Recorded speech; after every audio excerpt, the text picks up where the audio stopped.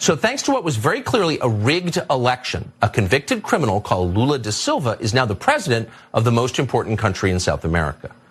Millions of people in Brazil understand exactly what happened. They know that their democracy has been hijacked, possibly forever. But there's not much they can do about that.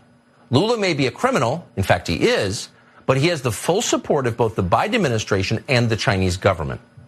So yesterday, in frustration, a group of Brazilian protesters swarmed their legislature. What's happened in Brazil is being likened to January 6th, and of course populist leaders in this country are being blamed for it. Oh, it was Trump and Steve Bannon who did it.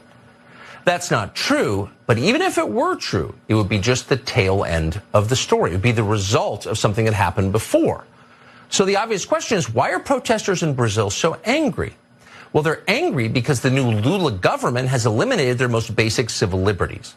Lula is working to turn Brazil into a Chinese-style dictatorship, and he's doing it very quickly with maximum aggression. Now, our media don't want to talk about that. They refuse to. Why? Well, for reasons that should make you very nervous. Okay, so there's a lot at issue there. Him simply saying that it was rigged, no evidence of that. He doesn't care. He says the same things about elections here in the US. They lose elections and then they lie about why they lost. That's just the script. And think about that.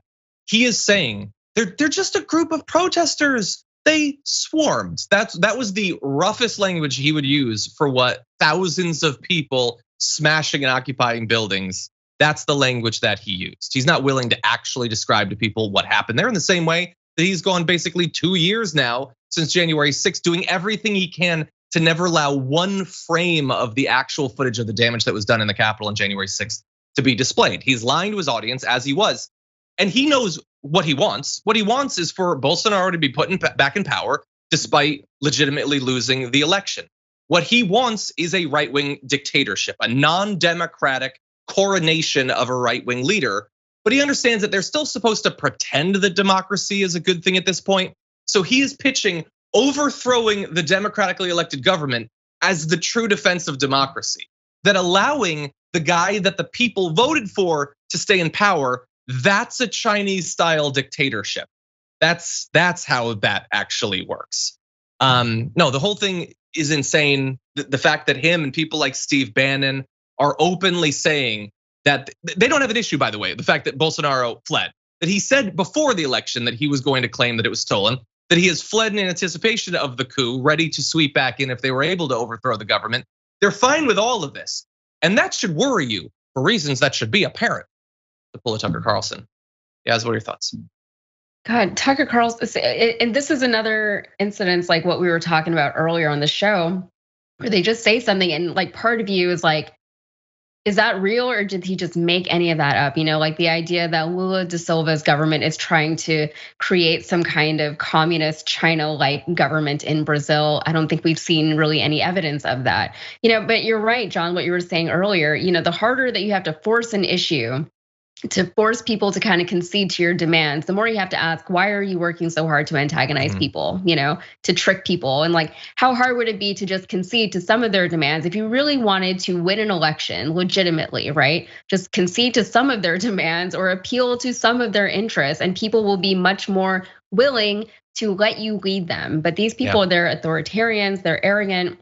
They don't feel like they should concede anything, and they feel entitled to power even when they decidedly have not won the democratic elections from the people. Yeah, and what's amazing, to draw another comparison between the attempted coup here and there, is that in 2020 in America and with Lula in Brazil, they were able to rig the election despite them being out of power at the time.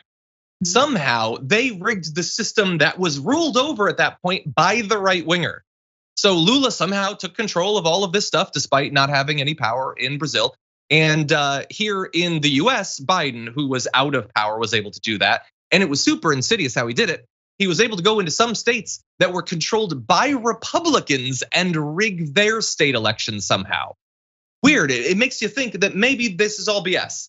Yeah, no, the whole thing is made up. This should be just as predictable as any other reactionary response to mild bits of progress. They want to be back in power. They want to destroy the Amazon. They want to extract wealth from the people of Brazil. He wants to support those systems here in the US and abroad. That's who Tucker Carlson is.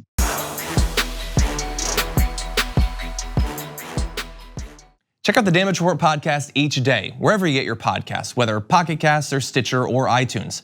You can join me as I give you the news and stories you want, with a range of co-hosts and interview guests jumping in on the fun each day. Again, that's the Damage Report, wherever you get your podcasts. And if you get them at iTunes, don't forget to rate and review. Sometimes I'll read them live on the show.